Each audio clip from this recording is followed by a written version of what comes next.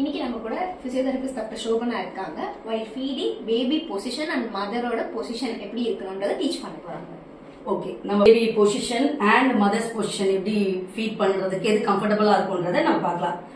4 position இருக்குது. முதல் position வந்து கிரேடல் பொசிஷன். அந்த பொசிஷன் தான் வந்து மதர் அண்ட் த பாப்பாக்கு வந்து கம்ஃபர்டபுளா ஃபீல் பண்ணி, இந்த பொசிஷன்ல தான் மோஸ்ட் ஆஃப் த மதர் கம்ஃபர்டபுளா ஃபீல் பண்ணி ஃபீட் பண்ணுவாங்க. So this is the cradle position.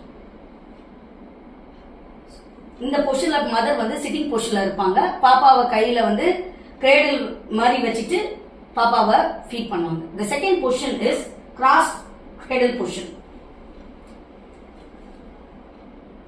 So this position also mother வந்து sitting positionல தான் இருப்பாங்க. பாப்பா வந்து latch எடுத்துக்கிறது. This also the comfortable position இருக்கும். Third position is football position, where mother will be in sitting position. பாப்பா வந்து latch எடுக்க இந்த ஒரு பில்லோ கூட சப்போர்ட் பண்ணி, these are the third position to give the breast milk. Fourth position வந்து sideline position, where the mother will be in lying position.